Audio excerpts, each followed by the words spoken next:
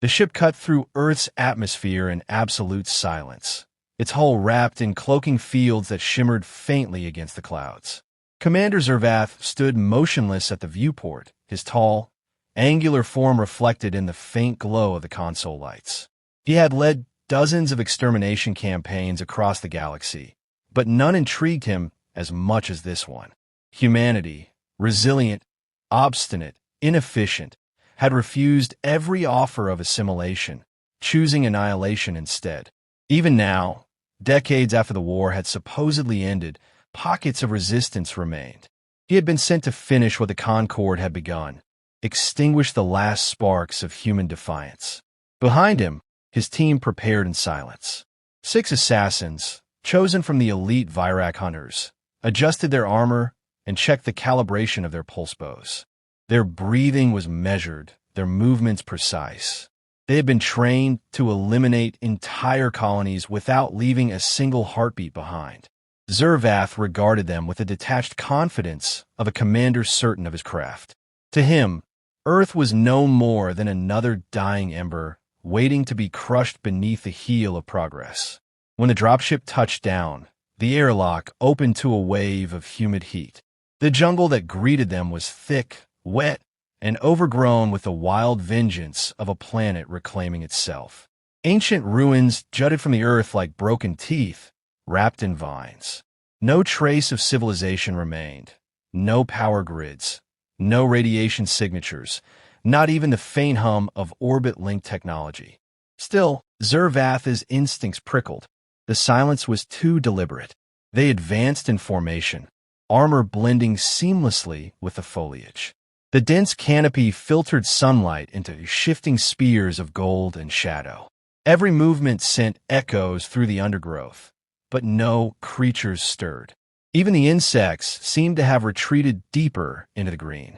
"No energy readings," said Corin, the youngest of the team, scanning the terrain. "Not even residual heat signatures." "Then the prey hides well," Zervath said. "It will make their deaths satisfying."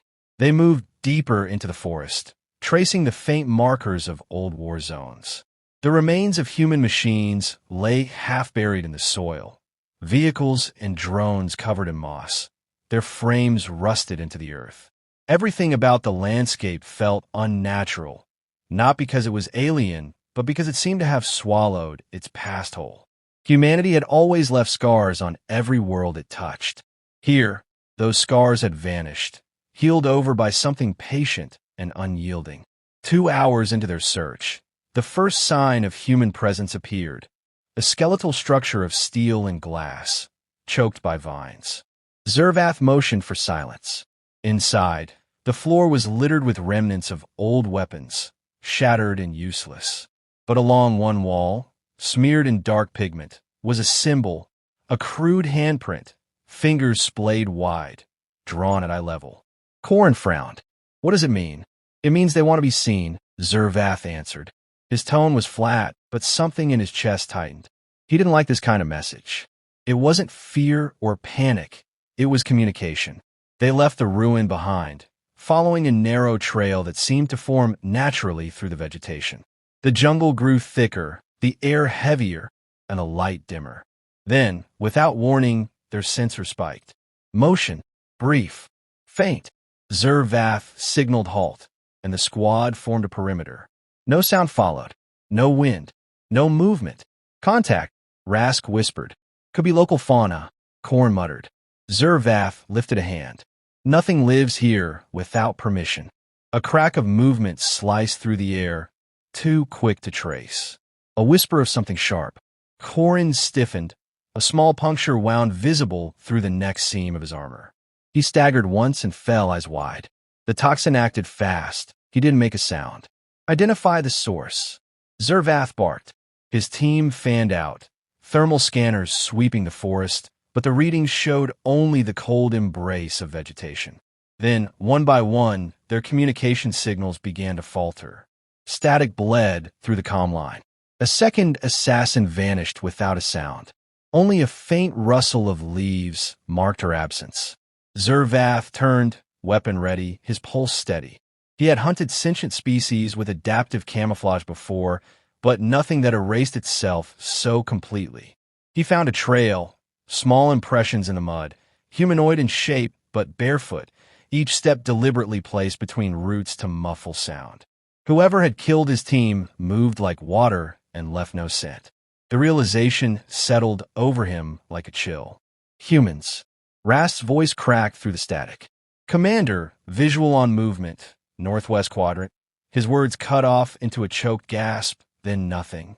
Zervath ran toward the sound, pushing through the foliage.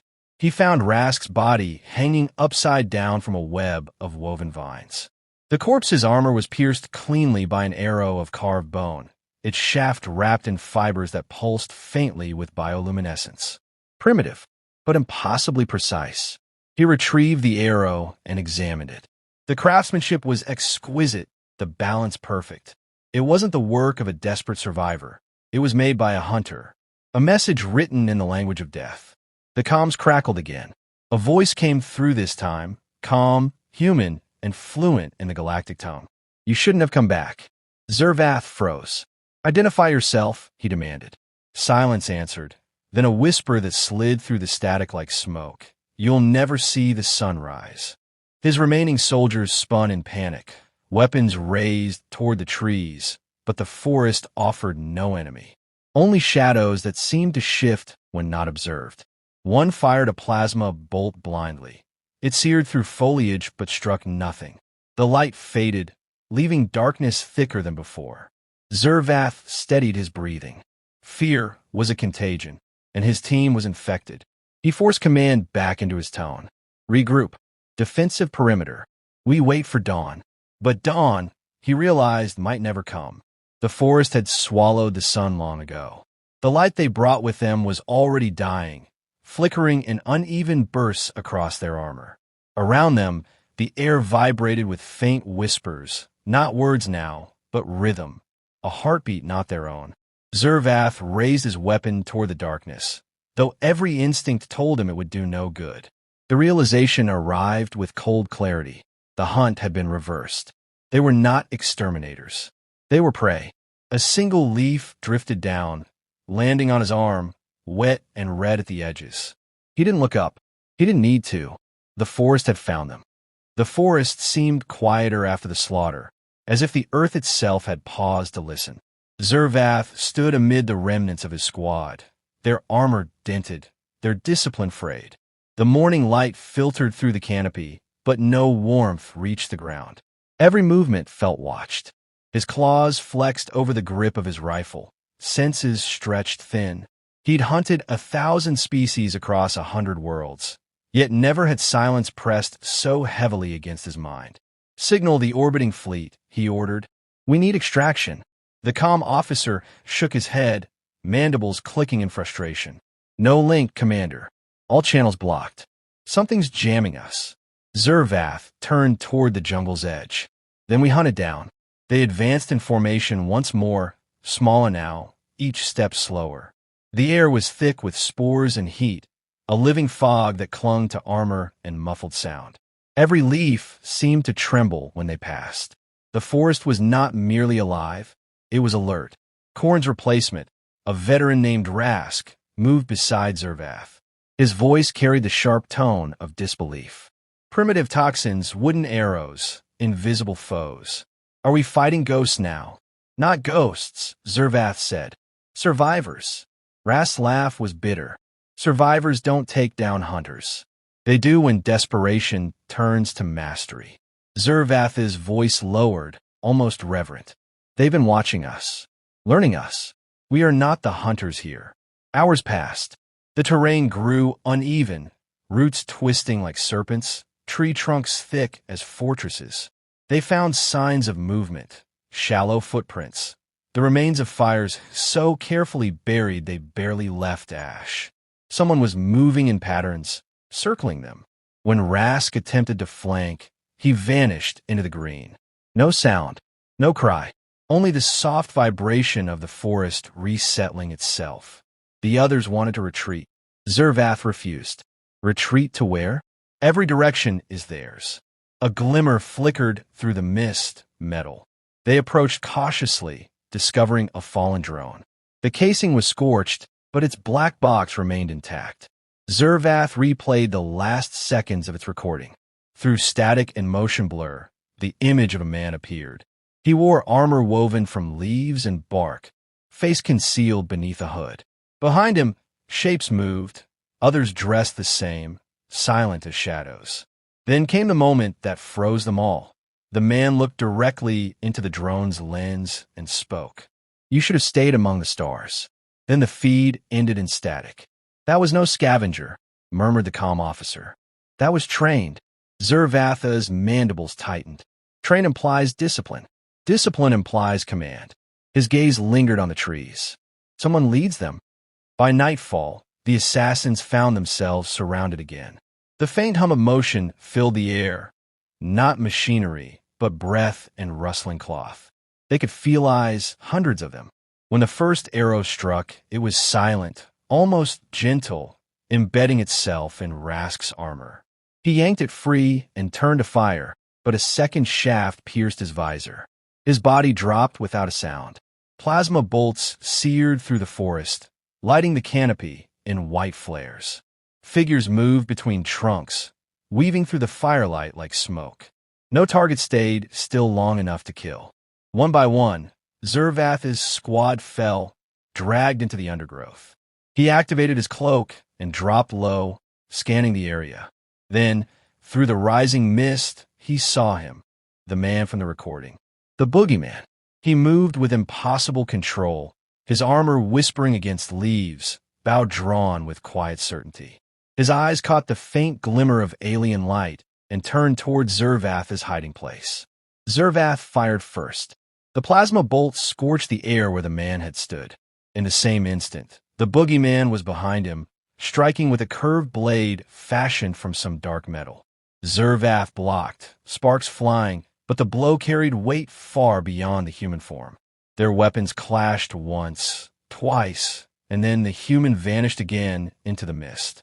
"You learned to cloak," Zervath said into the comms, hoping his voice carried. "But you forget, we are bred for this." A low chuckle answered him. "No, you forget who taught us how to survive." The words came from every direction, echoed through hidden speakers or voices. The forest itself seemed to speak.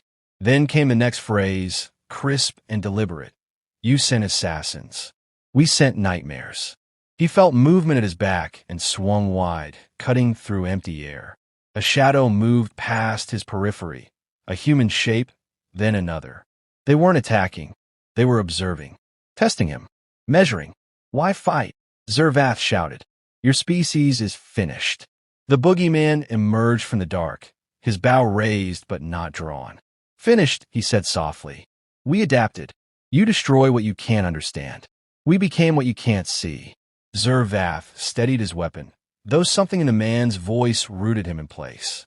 "You're one soldier. You think you can hold this planet alone." "I'm not one," the man said. "I'm everyone you left behind." The forest responded, as if alive. Shapes moved through the mist, dozens of them, all dressed in the same living armor, eyes reflecting faint green light.